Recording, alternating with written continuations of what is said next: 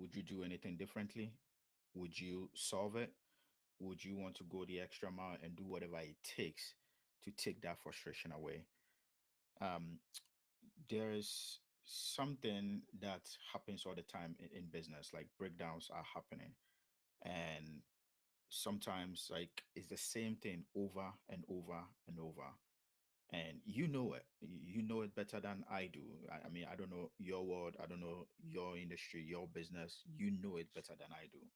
But you know there is something that keeps happening. It just keeps happening over and over and over. It's because your people, maybe they are not on time, maybe they are not confident by the counter and they don't know how to respond to customer challenges or questions. Maybe you feel like maybe you're not giving enough value and your customers are always complaining about the price. They don't feel like what they are paying for is worth the value they are getting.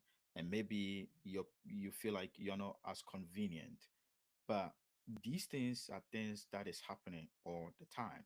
So if you knew what these things were, and if you've known these things for all this while, why are you not fixing it? Why can't you seem to put a finger on it and also a handle on it that you get it fixed? And this is something that happens all the time, and it's about preparation. It's about preparation.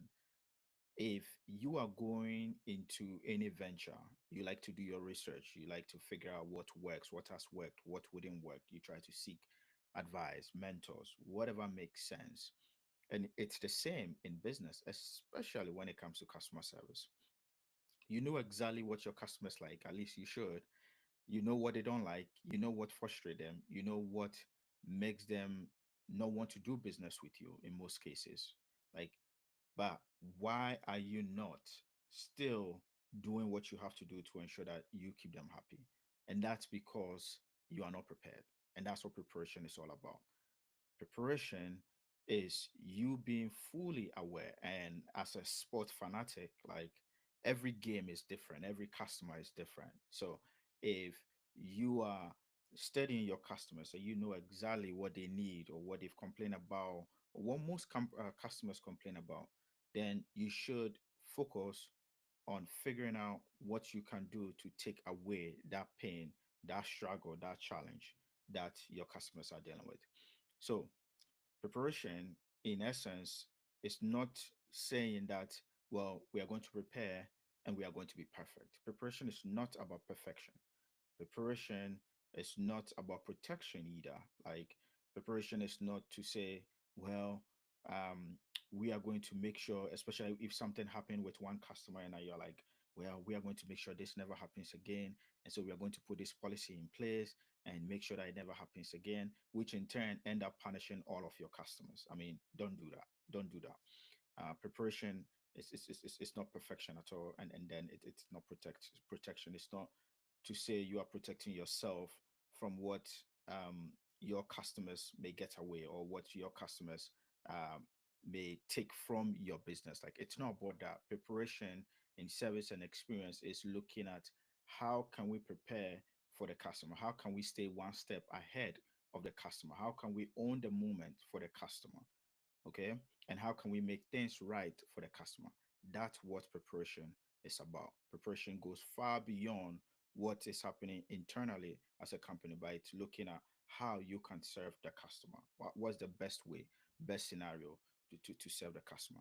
So it all comes down to knowing your breakdowns. And there are three areas where all breakdowns are happening. All breakdowns are happening. I'm going to go over them quickly. And if you have this framework, if you know this, you can go take this back to your company, take back to your team, and do this exercise with them. Ensure that you can audit your organization right now to figure out where the breakdowns are happening. And I guarantee you, this is going to change everything for you. I mean, all the frustration that you feel and you know there's still something missing, this framework is going to clear up everything for you. Like, it's crazy how easy it is. The first breakdown, right, is trust and professionalism. It's trust and professionalism. Trust and professionalism. If your people are not following through, and especially this when it comes to communication, this is where communication comes in. If your people are not following through, if they said they were going to do something and they never did it, that depreciate the trust and professionalism you are um, with your customers. That professionalism is it decreases with your customers. So, are you prepared to ensure that you always build that trust and professionalism? Are your people dressed in uniform? One time I went to get my teeth clean. So I went to the dentist, and I will never forget this. One of the attendants who was helping us, I think it was a hygienist, I think, or no, it was a person who came to take the X-rays, and her scrubs. It was like she woke up that morning and she realized she did not clean her scrubs from over the weekend, and so she found one that was like hidden somewhere, and she just wore that, and it was all wrinkly, like seriously wrinkled, and she had it on, and I'm like, wow, like how is that even okay? Like how did they allow that to happen? And this is all part of that impression which we've been talking about. And for me as a customer, I'm looking at like, you are not prepared. Like, how are you going to help me? Because it just sends this negative impression in my mind. Like, if this is how you are dressed to work professionally, ah, can you do what you say you do? You know? And so how you show up matters. The things that is happening around you, how you speak, how you talk, how you dress, you know, all that impact the trust and professionalism that you're building with your customers. And so when it comes to trust and professionalism, it's about making your customers feel safe. It's about making your customers feel safe. So audit yourself and figure out where are you decreasing your trust and professionalism with your customers, and then try to elevate or improve them. It's as simple as that. The next thing is timeliness and convenience. Okay, if you know the customer said, well, I would want this by Monday, which they told you clearly, um, mentioned, which you agreed, you didn't object, you agreed that yes, we can get it to you on Monday, and the customer comes and it's not ready by Monday. Or you say you're going to get it shipped and they'll get it by Monday. Monday comes and they don't get it. What do you think that does? Well, first, it decreases the trust and professionalism, but it shows that you are sloppy. Really, really shows that you are sloppy. And customers don't like that. Timeliness and convenience is huge. If it's taking too long, they are probably going to go to the next business. They are going to go to your competitor.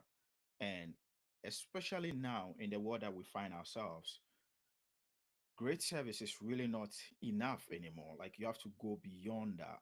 It's not just about a great service, it's about how quickly you can get it done. It's about speed. And the speed in how you get things done impact the experience for the customer. And it's something that your team needs to figure out, your organization needs to figure out. Because if customers don't feel considered, if they don't feel cared for, valued, and appreciated, because that's what convenience is about, you're decreasing the trust and professionalism, like we talked about. But are you making it harder for your customers to do business with you? Are you making it harder for them to contact you? Are you making it harder for them to reach you? Especially now, it's like you call a company and you cannot get a person on the phone. That is an inconvenience. Are you making it harder for them to um, share something that went wrong, if they have a challenge, or if they bought that product and now they are trying to set it up and they don't know how to set it up and they are calling to get your help to set it up? Like, how convenient is that? Do you make it easy for your customers to reach you, to be in touch with you, and to connect with you? That is key. Finally, the third breakdown that is always happening in most cases is price and value. You see, when well, price is never an issue, to be honest. It's all about the value. However, if the value does not match or exceed the price they paid for it, then they will complain about the price. So If they don't feel like they got what they paid for, then that leaves gaps. That leaves gaps in their mind in how they feel, and now they feel like they didn't get what they paid for, and that in turn comes back to the trust issue that we talked about earlier. So whatever it is that you charge, I mean, I don't know, that that's you know better than I do. And do you know, or do you understand the price to value ratio of what you are delivering right now? Because if your customers don't feel like they get what they paid for, then it's going to be really difficult for them to trust you, but for them to come back or tell their friends and family about you. And you don't want that. You don't want that. So you are going to drop the ball. You have to accept that as a business. You are going to drop the ball. It happens. It happens all the time. But you have to understand that it's just part of business, it's just part of life, and it's okay. The issue is if you are not prepared, if you don't prepare for those moments when they do happen, then that's where the problem is. Accept that you're going to drop the ball, rather focus on spending that energy that you used to complain and feel frustrated. Use that to audit your organization, audit the services that you are providing right now, and see where the opportunities are in these three areas.